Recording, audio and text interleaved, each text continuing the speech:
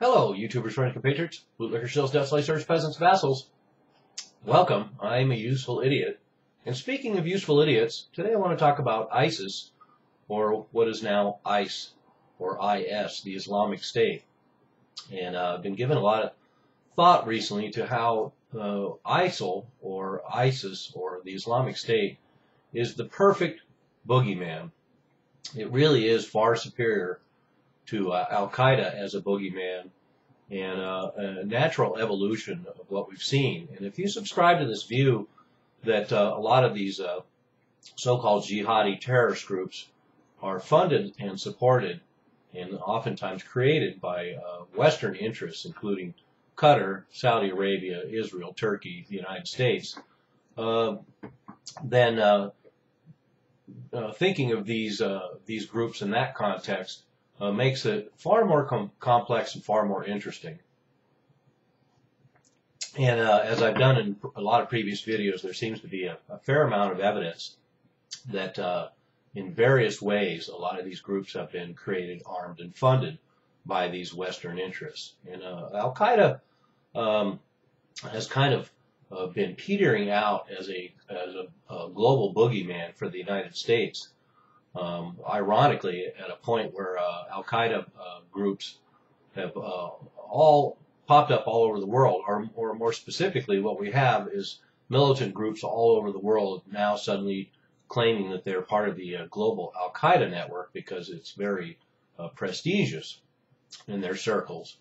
So this mythology that the Western powers, the CIA, the United States, created, this mythology about an Al-Qaeda group, actually ended up creating a reality, and the mythology ended up creating the reality as the group under Osama bin Laden, who had not referred to themselves as Al-Qaeda, suddenly became Al-Qaeda, and then this idea spread. But like I say, I think ISIS is a vast improvement in a constructed boogeyman. And let's get to the reasons why I say this. So first of all, one evidence we have that somehow maybe the United States and Saudi Arabia and Israel and the like are behind ISIS, or the Islamic State, is because of the lack of urgency and alarm when we found a huge presence of them in Syria fighting both the Assad government and the other opposition. And then the surge in Iraq seemed to catch America somewhat uninterested, and so that's kind of telling in a lot of ways.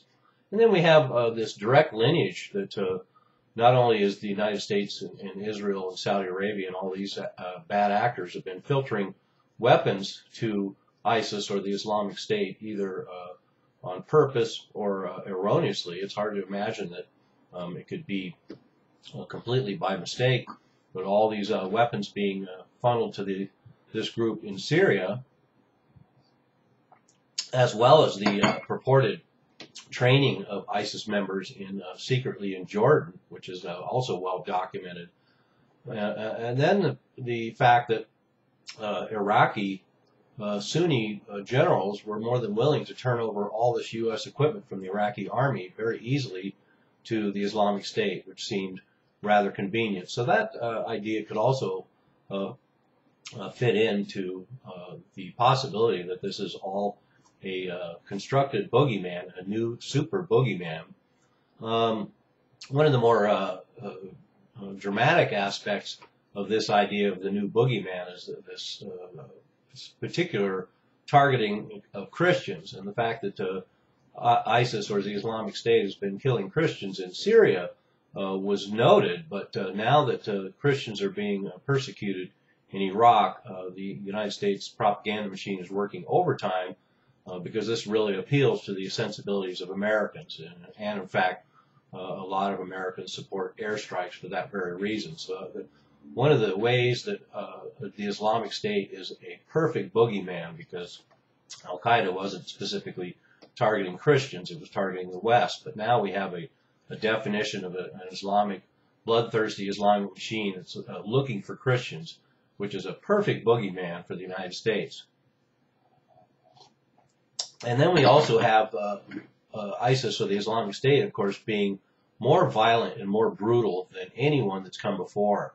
And even with the kind of carnage we saw from terrorists before and Al-Qaeda, supposed Al-Qaeda, now we have just a brutality, violence machine in the Islamic State. And the range and quantity of their atrocities, of course, shocks everybody's sensibilities. And this is certainly another aspect that makes them the absolute perfect new boogeyman.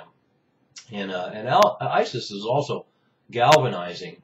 So the focus they have is very tangible, and they're very threatening. And this all helps to make them the perfect boogeyman. We have all these jihadis and a lot of other supposed associated Al-Qaeda groups, militants all over the region, all over the globe, all flocking to this ISIS or Islamic State.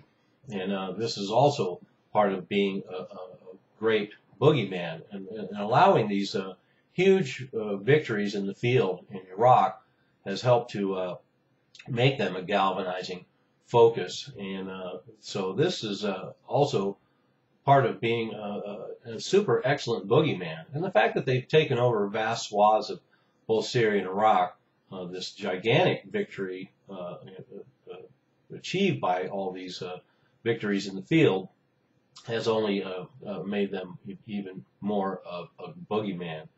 And they're also a great boogeyman because, in spite of the religious fervor of the group, there's so much that is amoral and irreligious of them, including these extortion rackets that the Islamic State sets up in all the cities they take over, draining wealth from the local population, confiscations, and these protection rackets in Mosul and things like that. So this group operates both as a band of lawless thugs, but also then with this super organized military, strategic, tactical force that we see in the field, which is one of the other things that makes ISIS striking. Is it just the fact that they're U.S. trained and U.S. equipped that makes them such a excellent boogeyman, or was it planned that way? And are these Westerners that are being the new boogeyman?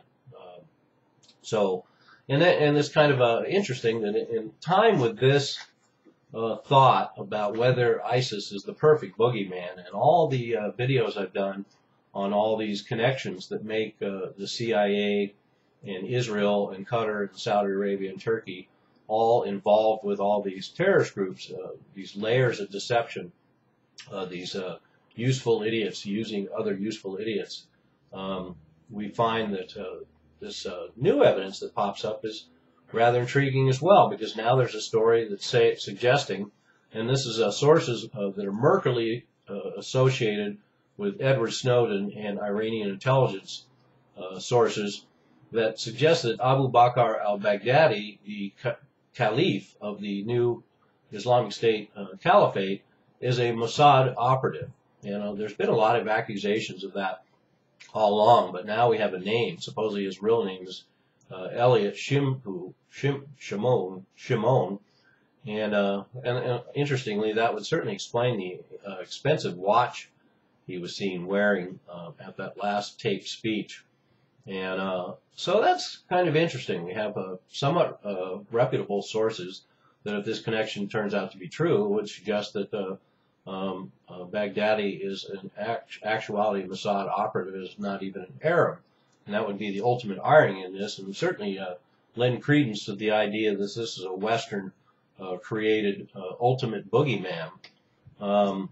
This article went on to say, quote, "The plan is to get into the military and civilian heart of the countries that are a threat to Israel in order to destroy those countries, in order to redraw the borders of the Middle Eastern region into a greater Israel."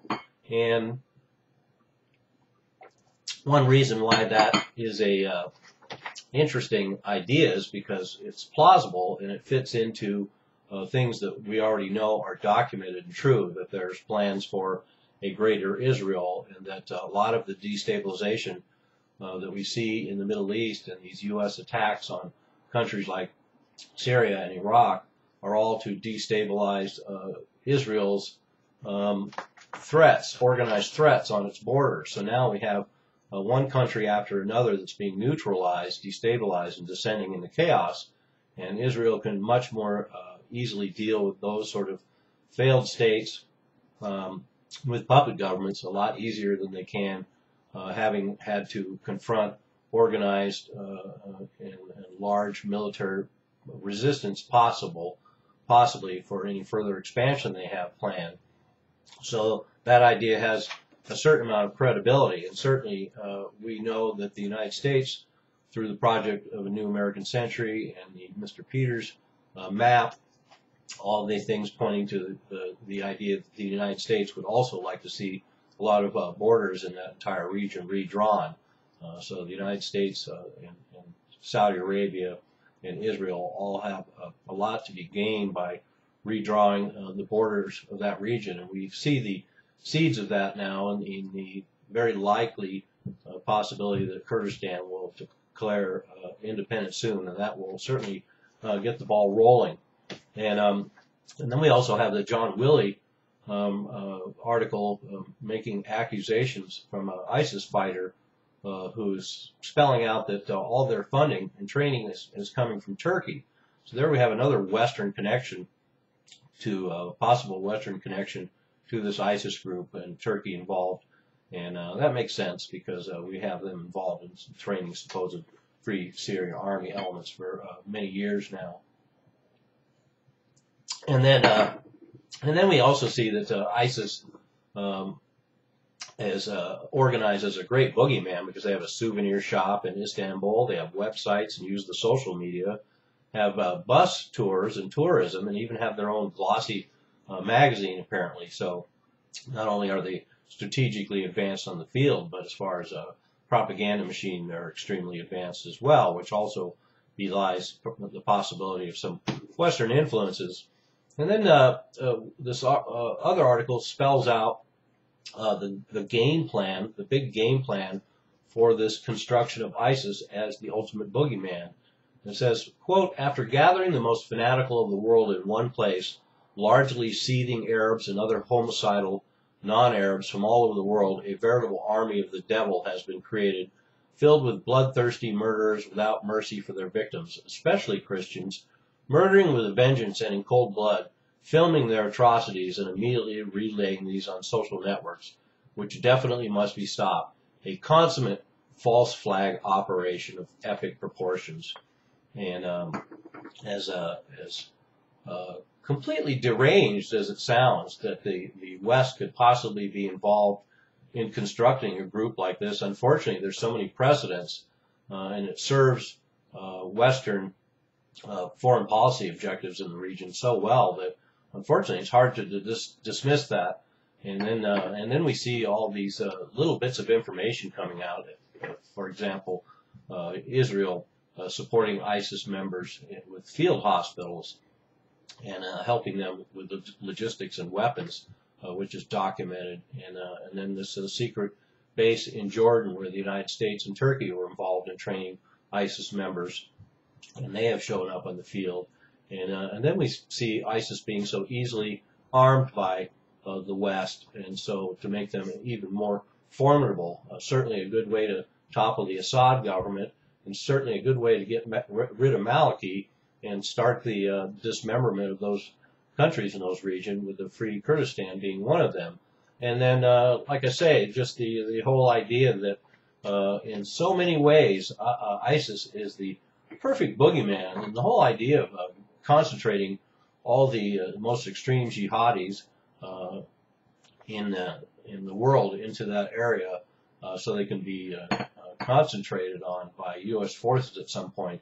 It's also very plausible because at some point we could see that the United States may have to step up its offensive in Iraq in order to stop the Islamic State, and at that point it will be fairly easy, as a lot of experts have pointed out, because they're easily recognizable, they're loaded up with U.S. equipment, and they're out in the open, and they're easy to access should the United States want to go that direction. So there we have it. ISIS, Western puppets. The question pops up again. More evidence shows up, and a little look at why ISIS is the perfect new global boogeyman. Just ask Lindsey Graham, who personally I think is the perfect global boogeyman. I'm a useful idiot. Don't you be one too.